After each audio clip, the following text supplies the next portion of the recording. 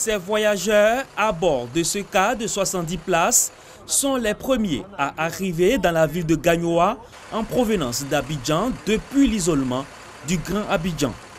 Ils reviennent dans le cadre de la reprise des cours décidée par le gouvernement. Mais avant de rejoindre leur poste de travail et salle de cours, ces enseignants, personnels d'encadrement et élèves sont soumis au questionnaire de routine en vue de rechercher d'éventuels signes cliniques liés à la Covid-19. Je pense bien que vraiment l'État a bien organisé les convois. Nous avons été strictement suivis. Donc je pense bien qu'il n'y a pas de quoi avoir peur. Il y a eu la réouverture de l'école depuis le lundi. Donc nos enseignants, nos élèves, nous les attendions et nous sommes donc heureux de les recevoir. Les dispositions qui ont été mises en place pour la prise en charge des enseignants et élèves en provenance d'Abidjan, la première étape, c'est au niveau du district, c'est le lavage des mains pour désinfecter la main durant tout le voyage. Donc avant l'opération, c'est la désinfection. Nous avons procédé à l'enregistrement de l'identité des enseignants et élèves et nous avons terminé par le contact téléphonique pour un suivi médical à distance. Durant 14 jours, ces personnes garderont le contact avec les autorités sanitaires pour s'enquérir de leur état de santé. À ce jour, à Gagnoa, près de 700 enseignants et élèves ont regagné leur poste pour la reprise des cours.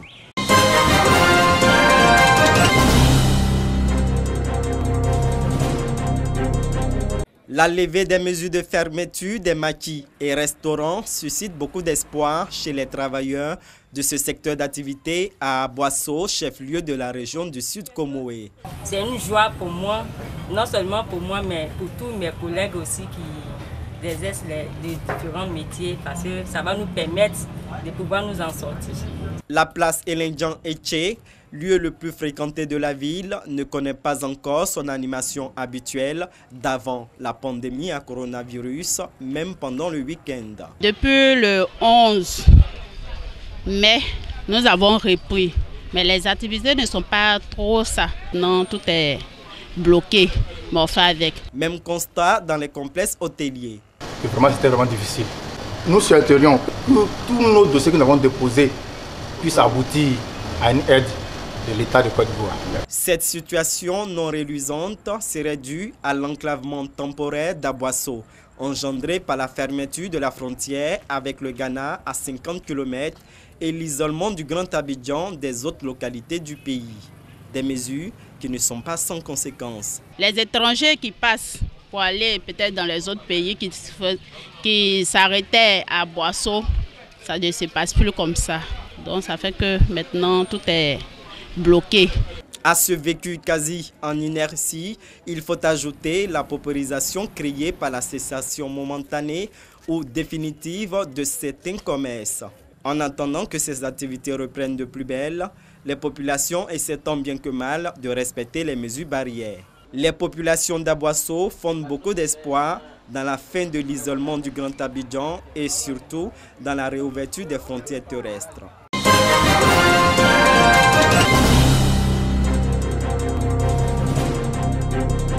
Ngata Dolikro, la mutuelle de la localité, apporte sa contribution dans la lutte contre la pandémie du coronavirus. Ici, les populations sont sensibilisées au respect des mesures barrières. Un don en vivres et en non-vivres, tout est mis en œuvre pour couper la route au virus. Nous prions Dieu pour que cette maladie dangereuse appelée coronavirus s'éloigne le plus tôt possible afin que nous ayons tous la joie de vivre en Côte d'Ivoire. Une action saluée par les bénéficiaires. Les cadres sont venus, ils ont fait une campagne de sensibilisation et c'est pratique avec des gants et bien sûr avec des cache-nez et des savons pour le centre de santé. Nous ne savons pas comment les remercier, nous les remercions infiniment. La maladie nous a vraiment paumés. Donc avec tous ces dons que nos cadres nous ont apportés, vraiment nous avons la joie au cœur. La mutuelle sociale des ressortissants de Ngata Dolikro entend dans les jours à venir mener des actions ciblées. Chefs traditionnels, guides religieux, leaders de jeunesse et de femmes seront rencontrés dans ce sens.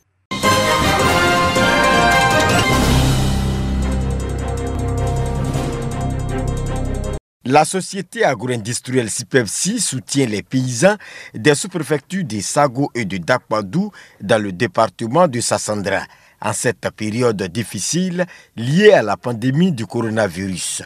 Des sacs de riz, des bidons d'huile et des cartons de savon, le tout d'une valeur de 10 millions de francs CFA remis aux différents chefs de village. Au nom de l'entreprise, par le ministre Henri César Damana Sama, en présence des deux sous-préfets. Le gouvernement de l'État de Côte d'Ivoire a pris des mesures pour atténuer les souffrances des populations, mais l'État ne peut pas tout faire. Et la CIPEFSI, qui est une société citoyenne, qui est riveraine des populations de Sago et d'Akpadou, ne pouvait pas rester insensible à leurs souffrances. C'est pourquoi le directeur général de la CIPEFSI a décidé de voler au secours de ces populations. C'est là-bas que nous livrons notre production en tant que planteurs. Donc si cette société est venue encore nous apporter un appui, je crois qu'on a qu'à dire merci aux dirigeants de cette structure. Les mesures barrières, nous devons les respecter parce qu'on n'est pas encore convaincu que la maladie est partie. Voilà. Au fur et à mesure que nous regardons à la télévision, ça augmente les confirmés. Donc nous devons respecter les mesures de barrière. Ce don, c'est comme quelqu'un qui est malade et à qui on apporte des médicaments qui peuvent le guérir immédiatement. Donc l'arrivée de ces dons-là, c'est un plus pour soulager les populations qui souffrent déjà non seulement du coronavirus, mais des besoins alimentaires. Déjà, des kits sanitaires de protection ont été distribués aux populations des sous-préfectures de Sago d'Akpadou par cette société agro-industrielle.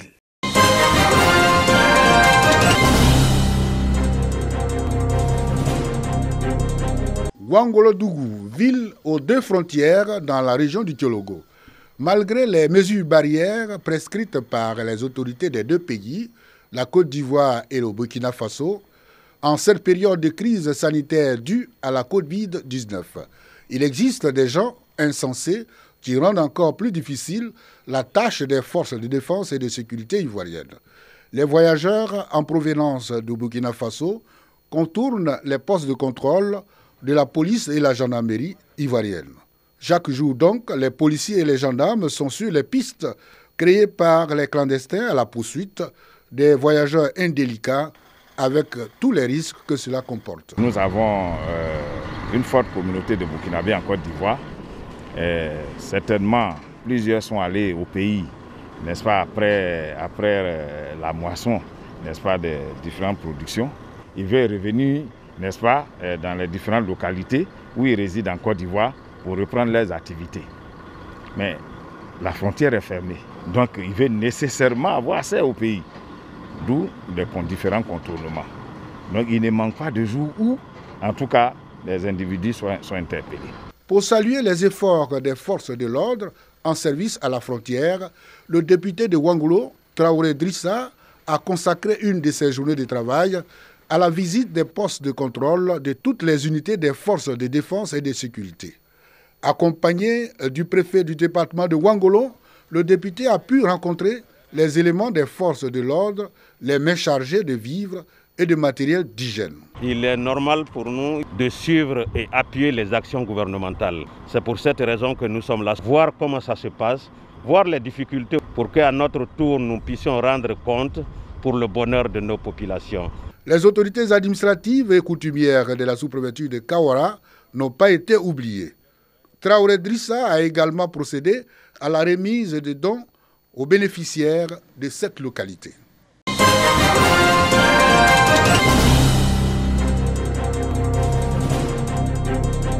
Permettre aux jeunes de parcourir villages et hameaux pour booster le processus d'identification de la région de la Nawa. C'est l'objectif que veut atteindre la CCD, Association des cadres du Centre pour le développement, une initiative du ministre Amédée Kwaku Kofi, président de cette association. Ce sont au total 10 motos qui ont été offertes aux points focaux de la CCD pour leur permettre de mener à bien leur mission. Je tiens à dire merci à M. le Premier ministre Amadou Gon Coulibaly et le ministre Amédée Kwaku, président de la CCD, pour ces dons. Et je les rassure que nous allons en faire bon usage. La coordination régionale de la CCD, pilotée par Mathias Kwame, a par ailleurs pris l'engagement de sensibiliser la population à se faire identifier et à participer massivement à la prochaine opération de révision de la liste électorale. Il est également signifié que l'obtention de la carte nationale d'identité peut servir à d'autres fins, notamment les opérations bancaires, les papiers administratifs et la participation aux élections. Avant cette remise de moto, les différents coordinateurs de la CCD de la région de l'Andawa ont été formés sur le mécanisme de sensibilisation des populations en milieu rural.